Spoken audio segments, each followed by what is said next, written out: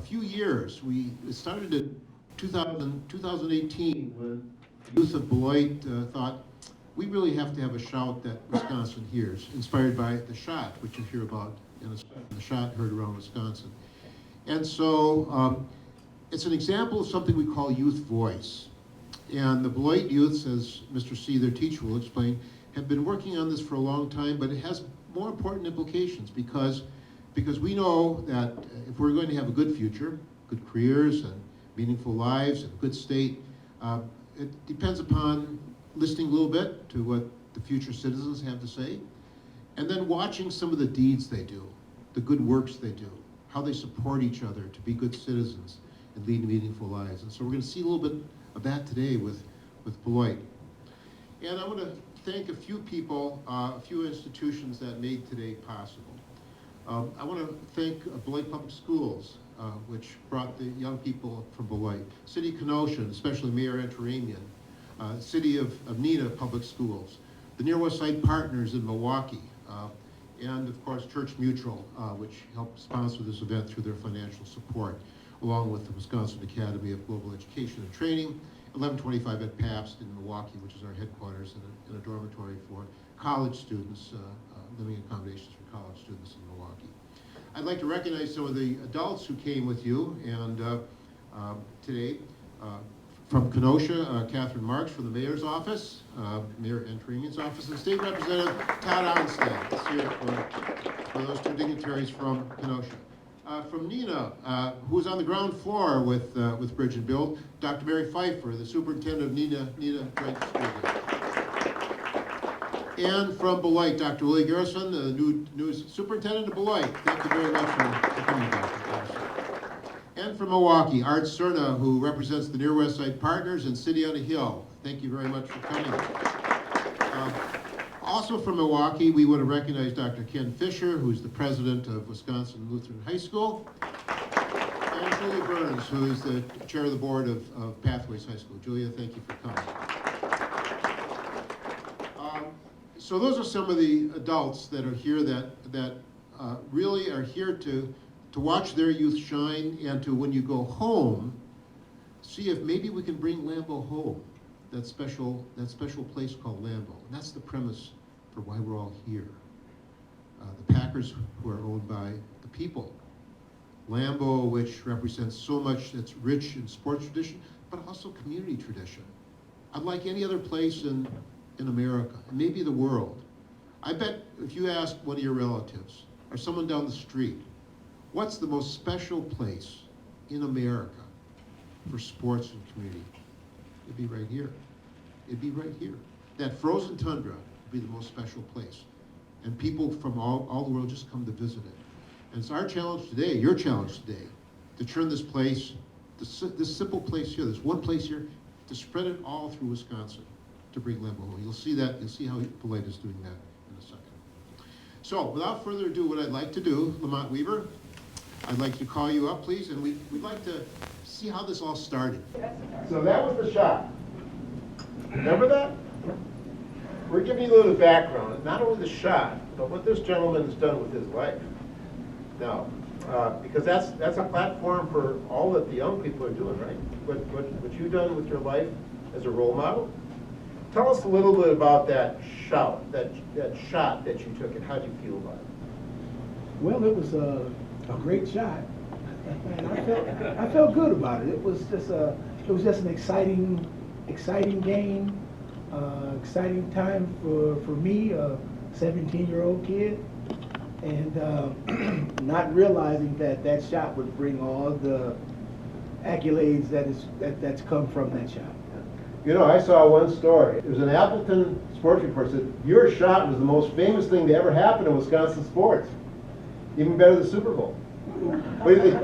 Maybe not. Maybe we don't go there. Okay, so there's a story that you told me in 2018.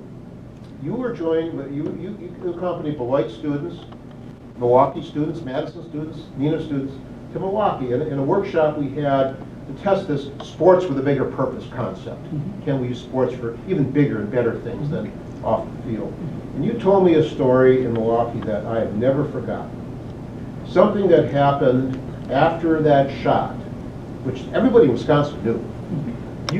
Your parents got contacted by a family in Wisconsin Rapids. Tell us about it. Started out, they sent a letter and wanted an autograph. So I sent them an autograph of a game shot from the newspaper. I thought that was it. And then later they wanted to know if we could come to Wisconsin Rapids and visit. So we drove there, did that. Later on, they wanted to know if they could come to Beloit and go to church with us. And so this is an older white couple that just through the mail, from the shop. And then from there, we went on to, we would see each other every year.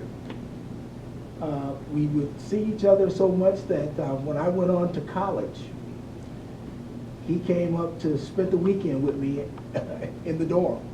I'm sorry, in the apartment. I was in the apartment at that time, but he came up, spent the weekend in the apartment, and we just go back and forth. When I got married, he drove up to River Falls at that time. He was a big Harley man, and he had a high school guy drive him to River Falls on his Harley and spend the weekend with my wife and I. And we would just see each other just from that shot. That shot had brought that relationship together that until he passed away. And what happened when he passed away? You visited his service and Yes. you left something. Yeah. Oh, yeah, I left. I had made some shot shirts for the Cancer Foundation. And so I left a shot shirt in his casket. So that story, now this for me, this is you gave me a lesson here. If you look at the Bridge and Build letterhead, Bridge and Build, sports with bigger purpose. The bridge communities and the build career skills and meaningful lives using sports.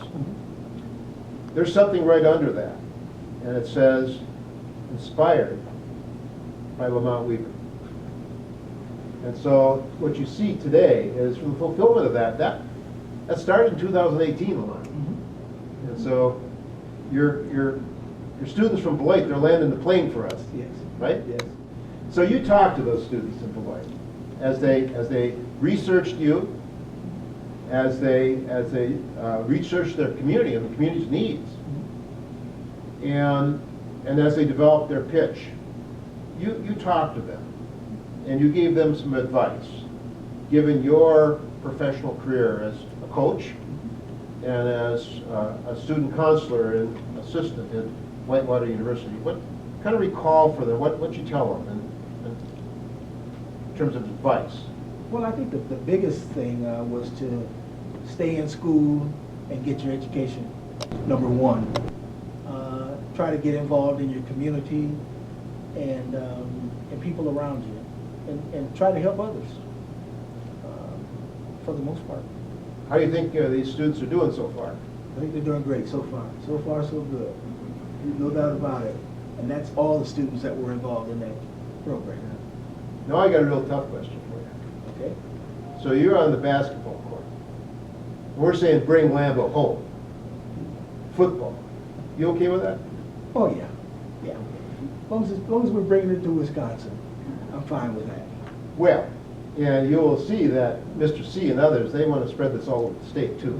But we don't want to get have our skis on that. So what I want to do is I want to say thank you, Lamont, for inspiring these young people in Beloit, for staying with us since 2018. And hopefully this whole bring Lambeau home thing is just beginning, right? Right. And you're okay with that as a basketball star? I'm okay with that. Thank you. No doubt about it. Thank you very Let's much. give him a hand.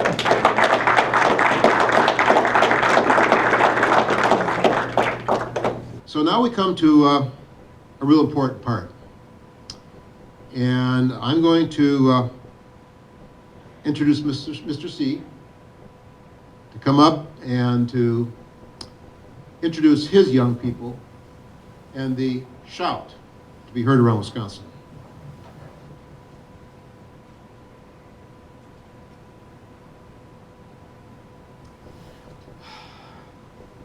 I just want to start with a thank you because To be honest, about 12 months ago when I met with Mr. Smaller and Kath and started discussing this venture.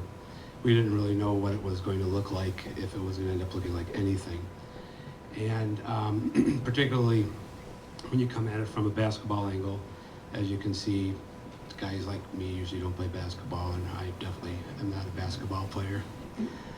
And so, but it gave me an opportunity as a teacher to work with kids on giving them a chance to express themselves. As a 60-year-old dude, I know that what my kids are seeing right now in the world is not, it leaves them with a lot of unease, at the very least. Stresses the heck out of them. So I decided after we were discussing this and we were trying to figure out what we wanted this to look like, much to Mr. Smaller's credit, he was open to really giving the kids a chance to speak. I'm not a big fan of taking a diverse group of kids, taking a photo shot, and then walking away and saying, look what we did. And I didn't want our kids to be used like that. So, I cannot express enough up front.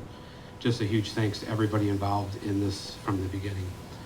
So, I consider myself, honestly, one of the luckiest guys in the world. I've been teaching for 16 years. I am a former restaurateur of 14 years, and before that I worked for various corporations. And the best part of my life has definitely been teaching. And it's only because I teach in Beloit. I grew up in Chicago. We left the city when Martin Luther King was killed, and we were part of the White Flight at that time. And coming to Beloit to teach, in a sense, has been kind of like coming home for me. So the kids, in this case, we have 5 here today, but we started with about 15.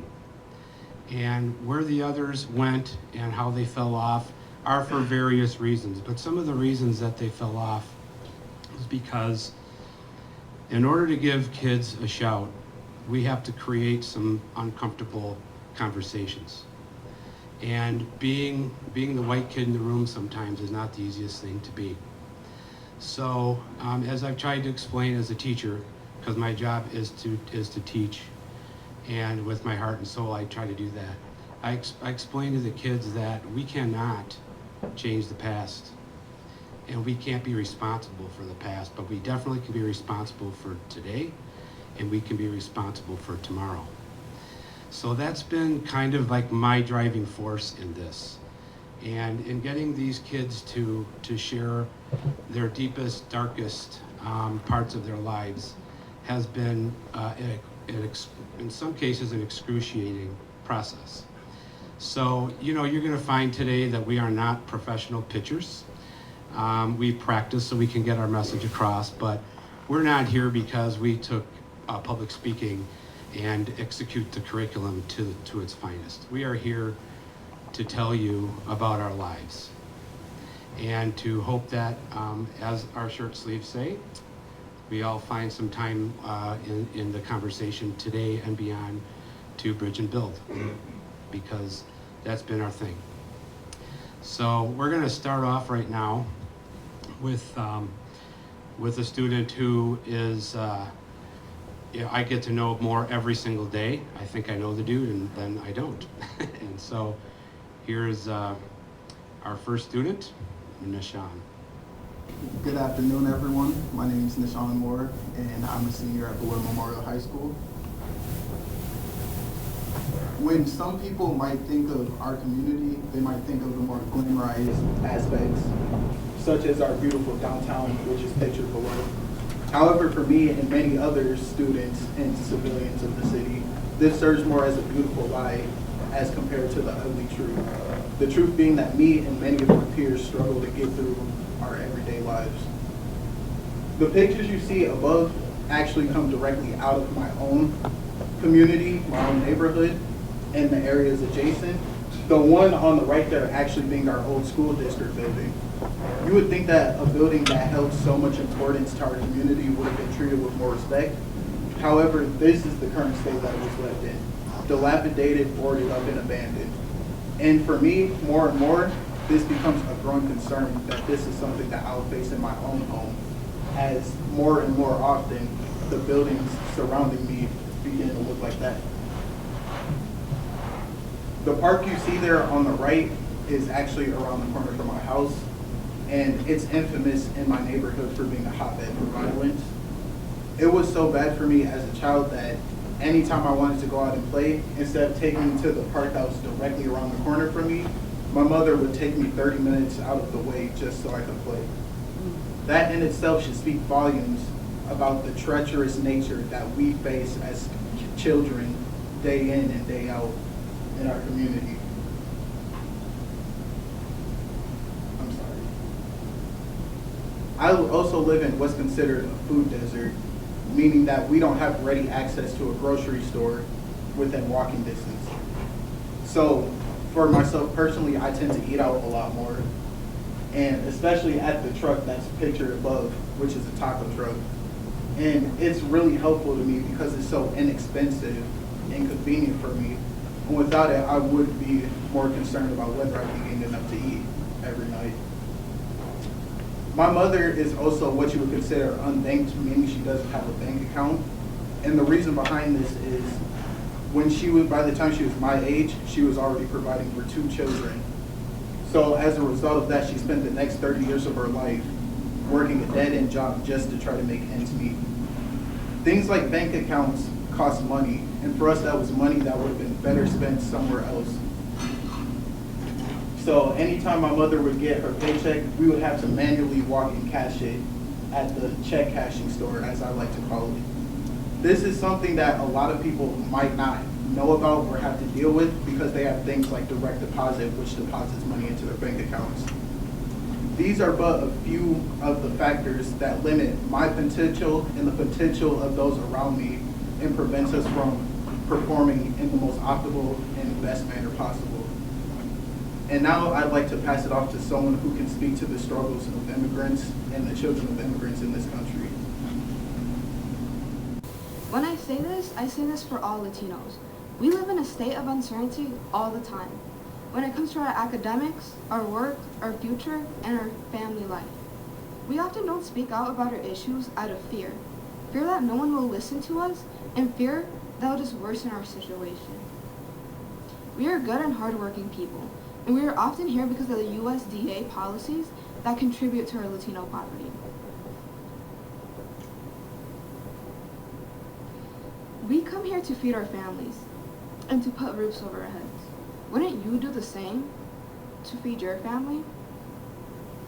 We have value, yet many don't see it. Like my sister who has DACA. And for those who don't know what DACA is, it is a program that our former president, Barack Obama, put in place for people who were brought here from a young age and were raised here. DACA recipients don't get any financial aid. So when we were putting my sister through college, it was very difficult. I remember my family and I sitting in our dining room floor with a jar of coins, counting every single coin up, trying to figure out how we can put her through college. And unlike many of her peers, she had to work and go to school at the same time. She has recently graduated from Black Hawk Technical College as a medical assistant. And while working, she was told by a patient to leave the room. This broke her heart as a medical provider because she wants to help people out, but she can't if they don't want her help. And similarly, out of spite, I was told in 7th grade by a teacher to stop speaking in Spanish to one of my friends. We were both Latinas and we often spoke Spanish to each other. This was the most comfortable and natural way for us to speak to each other. Yet this teacher wanted us to stop doing something that was normal and didn't harm anyone. And there was other students in the classroom who were also talking.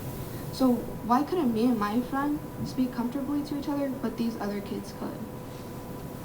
In 5th grade, I was also told by a classmate to go back to my country. Until this day, I still don't understand what they meant. Because I was born here. This is my home and this is my country. And this is my father's country as well. Yet in a month, he has an immigration court date where someone else gets to choose his fate. whether he gets to stay here in our home, in our country, or go back to what is now an unknown place to him. My dad is not the mal hombre he is made out to be. He is a father trying to survive in a land that doesn't value him. We have everything here, our school, our work, and many opportunities here in America. We love America, so why can't America love us back? I'd like to pass it on to someone who can speak on Beloit's history. My name is Hakeem White, and I'm a junior, and I go to Beloit Memorial High School. And as I was saying, I would like to thank you, Mr. Murphy, for being a kind and understanding person and being able to stand with us as minorities and realize our problems.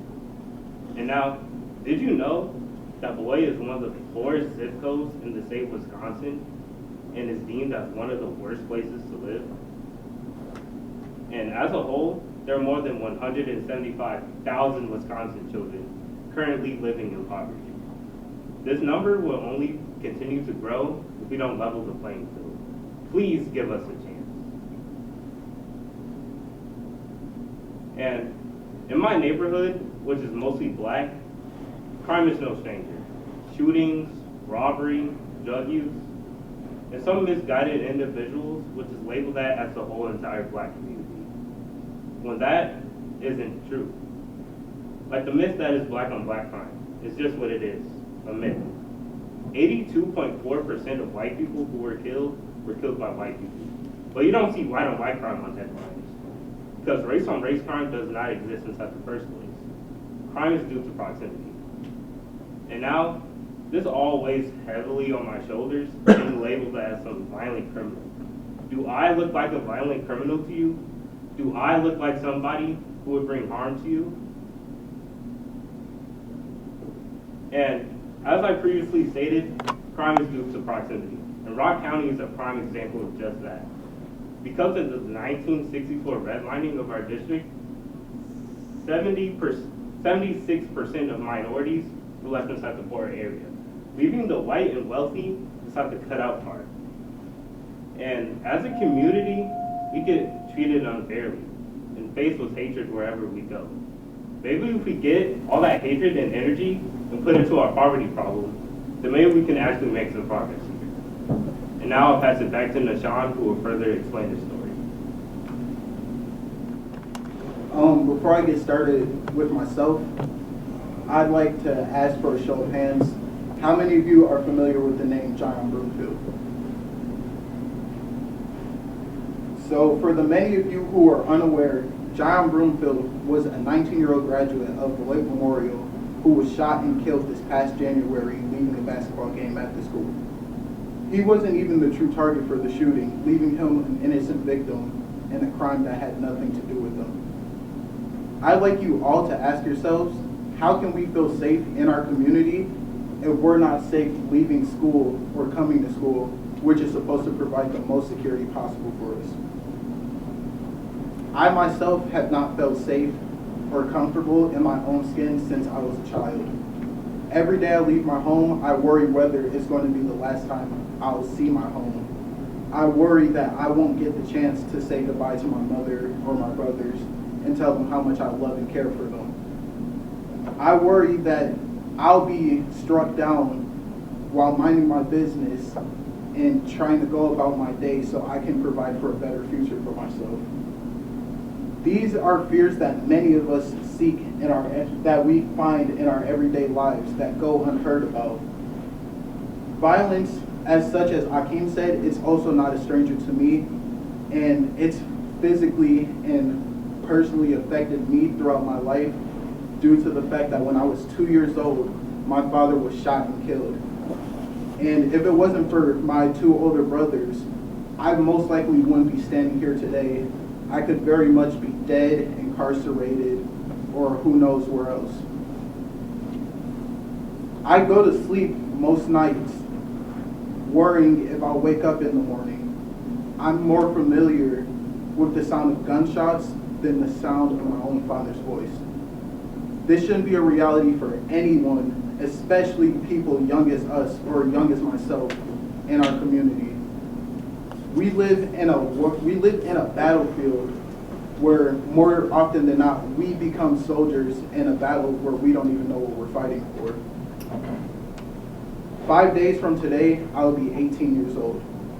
I'm sure most of you might not give a second thought to what you're going to do tomorrow because it's just another day for you. But every day, I feel like I take a gamble just by waking up. And one day, I'm scared that I might lose out on it. I believe that the Equity League has the resources needed to alter this reality for us into a place where I can live and my peers can live without worrying about harm befalling us. And now I'd like to pass it off to someone who can further speak to the struggles that we as teenagers face. We all have an opportunity to be successful in sports and entrepreneur ventures, but many of our life struggles block that path to success. One of the many factors that block that path to success is incarceration. Over 45% of Wisconsin residents that are incarcerated are due to drug offenses. This and many other factors that are often dictated by economics rather than character are a whole background of people each and every year. Our home of Rock County has such a high drug abuse problem that we experience 6% more drug-related deaths than the national average, which is 35 per 100,000 Wisconsin residents. We want to fundamentally change the city and life for its residents. In our community, we lack the funding necessary for our youth sport programs and entrepreneur ventures, since we have so many thriving, young, talented, promising people in our community. When COVID hit, myself and many of my peers were lost. We were told it was a 2-week break, and after that 2 weeks was up, we were back to our normal lives. Well, that 2-week break turned into over a year of many kids sitting around at home, worrying about their home life, their future, and not knowing what to do for their lives. Truth be told, many of us are still lost. Many of us have not recovered from the effects of COVID on society. Many of the kids in my community had to drop out because they had to provide for their families and the people around them. Many of their homes are single-parent, multi-generational households, meaning that there's a lot of pressure on themselves as teenagers. So think about that for a second. If we have to provide for our families rather than focusing on our future, how is that going to help us grow? I would now like to pass it off to somebody who can speak further on the financial and business side of our plan. Hello there, I'm Jameson Flanagan, a senior at Beloit Memorial High School. And what the simple thing is that sports are just too expensive. On average, for one kid, it's going to be $700 to put them through a year of sports, not including any equipment costs. That was just fees alone. So the simple thing is we need to cut the costs. And with our sustainable funding mechanism of adding a nickel to the average attendance of the games, as well as a donation match from Microsoft, which would lead us over $200,000 to help us in the community cut costs for sports, as well as fund entrepreneurial activity.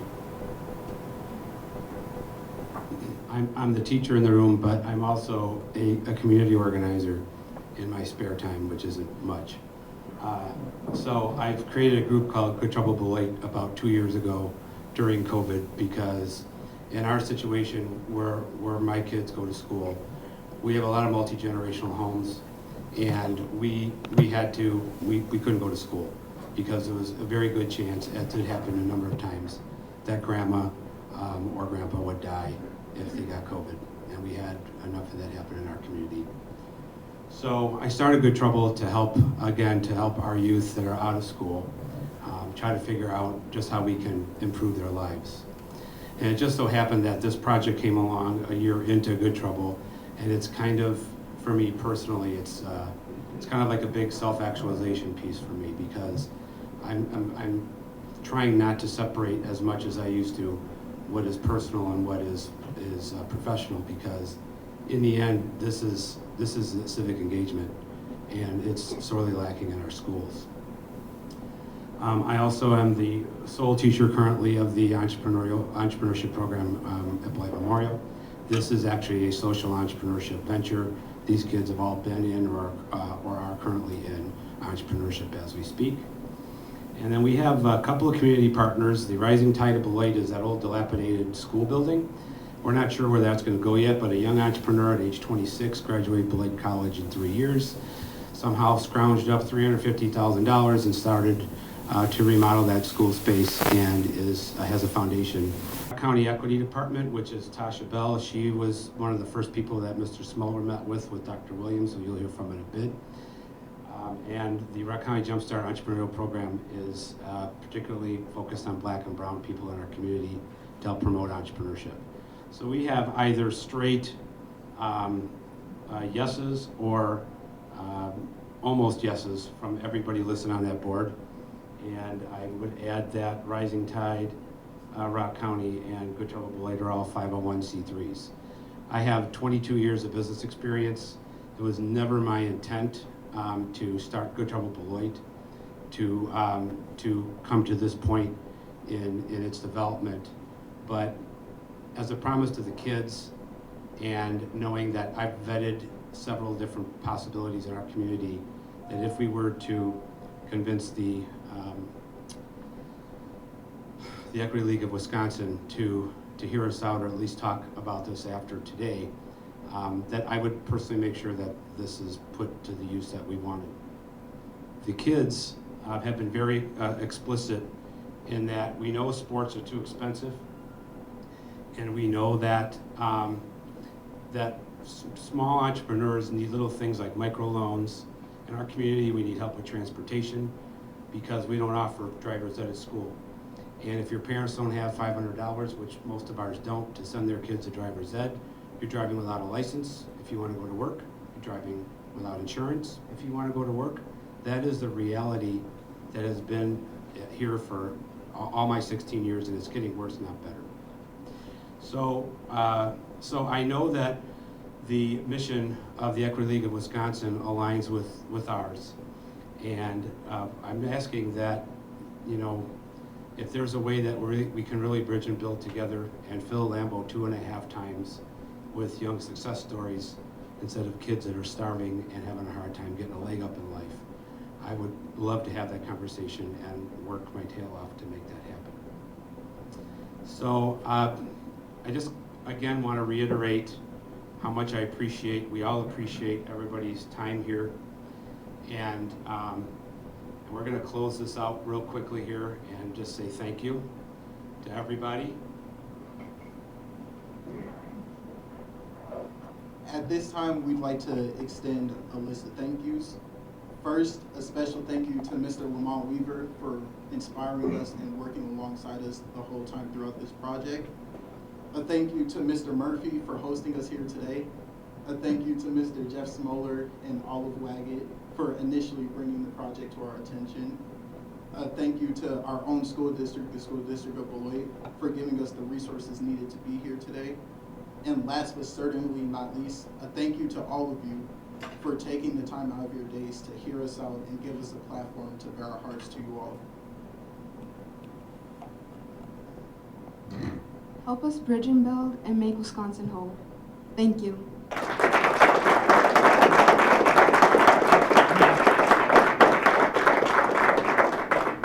Before welcoming Dr. Pfeiffer and Mr. Murphy, I'd like to give each one of us the time to catch our breath from what we've heard, and to reflect on something that I've seen with these young people, and Mr. C. and Kathy Crawley-Kahn, who facilitated the badging process in entrepreneurship and Youth Voice since January of this year. And I saw, attending in the classes and talking with the faculty, talking with the youth, young people who were upset, you could call them angry, but with no hope. The end of this process doesn't take away being upset or the anger, some of it very justified, there's hope. And coming to Lambeau, for them, is like coming to the Emerald City with a request for feedback. And of course, if you remember the wizard, you had it in yourself. You had the courage, you had the heart, you had the brains. And it would be our hope that the courage, the heart, the brains, the potential of these young people would be fulfilled. But we also know that there are barriers in the way. And it takes a village to help remove those barriers and to provide those opportunities. Perhaps it's fate, perhaps it's something else, but Lamont Weaver has offered Wisconsin an opportunity to ask a question about the future, where youth can make a mark, as these young people have made a mark, and share a message of pride in the state, in the community, in themselves. Purpose, it's about we, not me. We, not me. And as I mentioned before, hope of good careers and meaningful lives. And that hope, as I reflect on where I am in my own journey for a meaningful life, is a life of service and sharing with others in this state, in this place. We're all sports cheeseheads, after all. We're not Latino, we're not African American, we're not Caucasian, we're not Asian. We're all sports cheeseheads. And what better place to hear the message from these Beloit young people that call to community, that call to step up, given the challenges they've identified. And the challenge that each one of the youths in this room can go back in their own communities and reflect on what they see and the deeds they need to perform and the voices they need to share with their shout. So with that as kind of a segue to allow Dr. Pfeiffer and Mr. Murphy to collect their thoughts, I'm going to ask Dr. Mary Pfeiffer, the superintendent of Neenah Public Schools, who has been with us since the beginning, to introduce our special guest, our honored guest, our friend, Mr. Murphy. Dr. Pfeiffer. Standing back there, it's way too far away. So I find what's probably the most difficult group to follow is a group of students. I met 3 before, and I just want to thank you for your courage in telling your story, because our stories are far more powerful than sometimes we believe. One of the things that our principal, who is here today, along with some of our students from Neenah, is creating a legacy, and you're really starting to build that. And what better place to build that legacy and to pitch that legacy than at Lambeau Field. I happen to be from Green Bay, so I grew up with the Packers, and I am a Packer fan. I'd like Mr. Murphy to come up, though, while I share a few words about him. And you know, what a privilege that we have today to have people in attendance. And I'll give a shout out to Mr. Weaver too, because being from Neenah, that just is another jolt, right? But we found sports is just as important off the field and what we learned through sports as it is on the field. And so with that, Mr. Murphy, I'm going to just share a few things about him. He was born in Fulton, New York, 1955. He attended Colgate University and played football there. He later then became an AD there, an athletic director, which was a great cycle for him. He played in 2 Super Bowls. He played for the Washington Redskins, and in Super Bowl 17 and 18, number 17, it was a 9 super, let's see, I'm getting ahead of myself. He had a second half interception that helped them beat the Miami Dolphins 27-17. We won't talk about Super Bowl 18. His best season in the NFL was in 1983 with 9 interceptions, and he was also in the NFL Pro Bowl. Finished his 8-year career in the NFL with 27 career interceptions. He's also been selected as one of the 70 greatest Washington Redskins in their history, which is incredible. playing for the Redskins. He also earned his MBA. So as we think for our students about athletics is really important, but so is getting an education. He got an MBA from American University. American University is in Washington, D.C., a pretty prestigious university. And then, of course, he got his JD, which is in law, from Georgetown, another prestigious university. He has served as CEO and president at the Green Bay Packers since 2007, and he also is a part of many of the committees that represent the NFL. I want to ask you, if you talk to somebody, let's say you had a mutual friend, which Mark and I do, let's say you talk to that person, and you asked, tell me a little bit about Mark or yourself, what would that person say about you? And so this morning I had an exchange with John Bergstrom, who Mr. Murphy knows quite well, and I said, tell me about Mr. Murphy's leadership and the type of person he is. And I'm just going to read what he said, John Bergstrom said. He is an all-around spectacular human being. He has unquestionable integrity.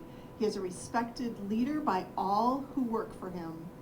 He's a strong family man, a strong competitor. He lives the culture and brand of the Green Bay Packers 24/7. He's smart and highly educated, and he won, as I just said, a Super Bowl as a player. It doesn't get much better than that. Ladies and gentlemen, please help me welcome Mark Murphy. Thank you, Dr. Pfeiffer. Well, first of all, welcome all of you to Lambeau Field. I don't think I normally have to tell people a little about Lambeau Field, but you're all close to here and obviously understand the great pride that we have in Lambeau Field.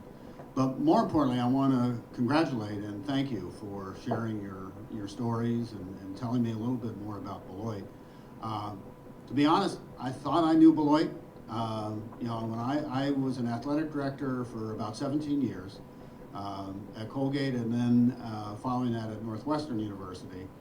And now I should ask you, I'm assuming you're all Packer fans, but you're actually closer to Chicago than any Bears fans? Uh-oh. So anyway, when I was at Northwestern, we had our training camp at Kenosha, UW Parkside, and spent a lot of time there, and then obviously in Beloit. So got to know it, but certainly didn't see what you had talked about. So it was really eye-opening for me, and I want to thank you for that. I thought your presentation was spot on. I think all of us, principals, teachers, the position I'm in, we're very privileged, and we're very fortunate to be in the position that we are in. And I think as a result of that, we have an obligation to give back. And I think your ideas and your programs and suggestions make an awful lot of sense. With the Packers, we're community owned. We don't have a wealthy owner. So our number one goal is to win championships, win games. I wish we were doing better this year, I'll say that. But the other overriding goal is to give back to the community, and that's something we're very proud of. And it's not only the community here in Green Bay, but across the entire state.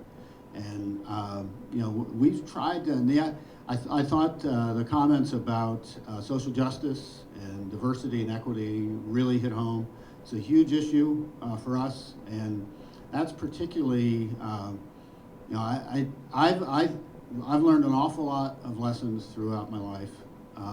One of the most important things, I think, that particularly people in privileged positions, you have an obligation and responsibility to give back. You also, I think, if you can live your life with humility, that's one of the most important things, because it keeps you grounded, and always, and as has been said before, giving back and helping others is, because everything I found in life, everything comes full circle. And eventually you're up, you're down, and you're gonna need help, and you can help others help you, you pay it forward. And just the other thing, I thought the the information you had about the Equity League of Wisconsin, I thought I'd just talk a little bit about that. It's tremendous organization, really came together about 4 or 5 years ago. Microsoft, which is obviously unbelievable company, their president and CEO is from Neenah, Wisconsin. And just Brad Smith's his name, brilliant person. Fortunately, knock on wood, he's a very big Packers fan. He grew up a Packers fan.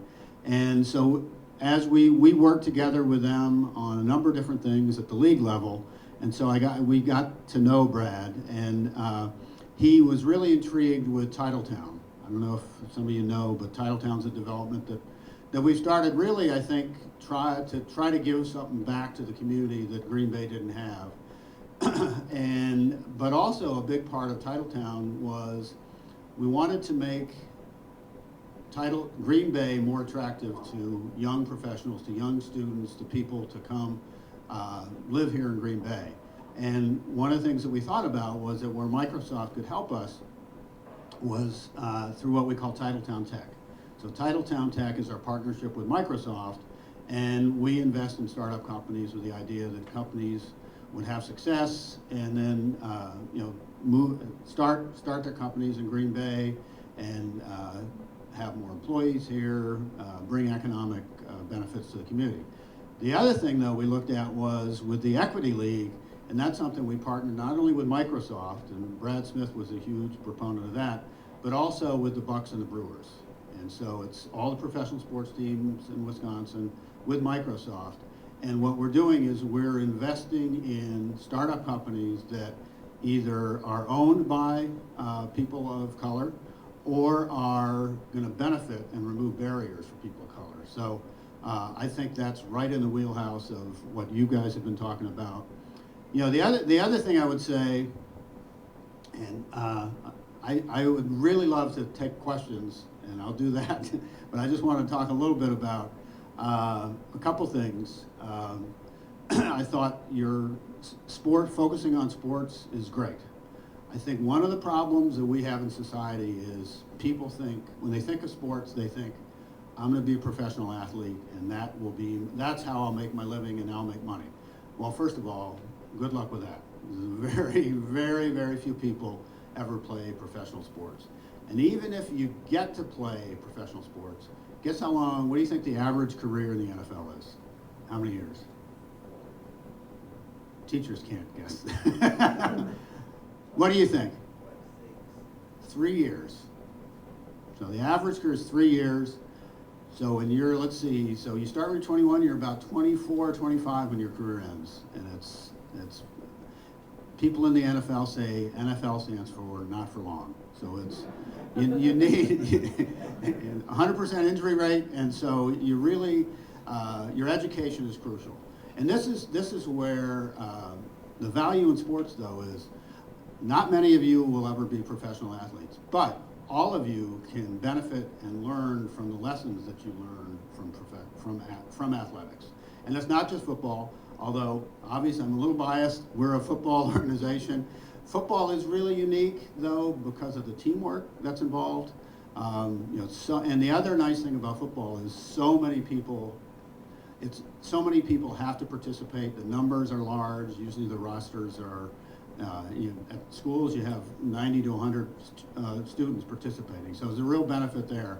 But the great thing, and the lessons you learn all kinds of lessons about dedication, overcoming adversity. The best thing, though, I think about athletics, and particularly football, is the lessons that you learn about teamwork. And I know your teachers have talked about it. It's so true in life. When it's all about me, it's going to end. When it's all about us or we, that's when things really, you can really have true success. And putting others and the team first rather than your own needs is crucial. The other things that I feel very fortunate in the career that I've had so many different people that have helped me, and just a couple things I wanted to share in terms about diversity and equity. A real eye-opening for me, you know, I went to high school in Buffalo, Clarence High School. To be honest, I think we had about 2 or 3 African Americans in the whole school. It was not diverse at all. College, it was a little better. And then when I went to the Redskins, anybody know what the Redskins' name is now? Commanders. So I'm still not used to the Commanders. So it was a real eye-opening experience, but a tremendous experience for me. The NFL now is about 80% African American. Back then it was a little less, maybe 75%. But I learned so much about my teammates and their backgrounds, and it was really eye-opening for me, and really shaped for me some of the things I think you saw. And this was 2 or 3 years ago when we really took a stand as an organization with the Packers about social justice and equity, and really being able to stand up for our players and help make a difference in the community, particularly as it relates to social justice and equity. And you know, again, I think, you know, NFL players, I have so much respect for our players, and you know, they realize that they're in a privileged position and they can make a difference. And that not only is for our players here, but coaches, anybody involved in the business. But just to bring it full circle, this past, about a month ago, we played the Washington Commanders down in Washington, and it was the Washington Commanders alumni weekend. And it was a little awkward, so they invited back all the players from the Super Bowl championship teams of the Redskins, and so it was an opportunity for me to come back, and hadn't been in Washington, hadn't seen a lot of my teammates for, you know, 20, 30 years. And it's amazing when you go back in a situation like that, how immediately the connections come to the forefront. And it was a great opportunity to see what all my teammates are doing, and but it really was eye-opening for me about the benefits and the importance of not only social justice, but also equity and inclusion, and making sure. And I feel like my experience, a lot of people think, well, when you play athletics, yeah, it's all about winning, or it's all about making money if you're a professional. But the life lessons you learn, whether it's about teamwork, but for me also, it was tremendous learning experience about the importance of equity and diversity. And that's continued to benefit me in my career. And being back with so many of my old teammates I hadn't seen before was really an eye-opening experience as well. So I'd be happy to take any questions any of you may have. I know you're on a tight schedule. Tom, teachers can ask questions.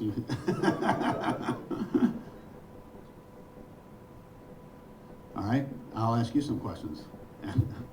And now, how many of you are student athletes, and how difficult is it hard to be a good student and an athlete? I mean, if you don't realize, you gotta give yourself to it, I guess. It teaches you you've got to be organized, you got to be disciplined, right? Yeah. Yeah, you started are you a football player? Yes, sir. Yeah. Yeah, it's just about the discipline. Mhm. The Eagles, the inspiration of the discipline. Yeah. The Beloit, do you guys have a hockey or a lacrosse team, or ice hockey? No. Is it sponsored by the school, or is it outside? Oh, okay. No. Hockey's a great sport. Yeah. Yeah, other questions? Right there. I thought your comments were great. Yes. I had no idea. I'll tell you a story quickly. My wife is the most wonderful person in the world. And I'm very, very fortunate. And one of the very best things that we did in our life was we became foster parents. And we've done it since. I have 4 children. They're all grown now. I've got 5 grandchildren. But when we moved to Green Bay, our youngest was junior in high school, so we really missed having kids around the house, so we decided to be foster parents. And we ended up over the years, I think we had 4 or 5 foster parents. We usually took them when they were getting close to. With foster kids, anybody here been through the foster care system or not? Good. He's been. It's a really good program, but one of the problems is when you turn 18, you age out, and we know when, not everybody at 18, very few people at 18 are ready to, live their own lives. So what we've done is we've had foster care children, usually at the age of 17 or 18, and almost all of them have been Latino. And I've learned an awful lot about the community here in Green Bay, and I thought what you shared was really very eye-opening, and I appreciate that. I'm going to turn it back over to Jeff.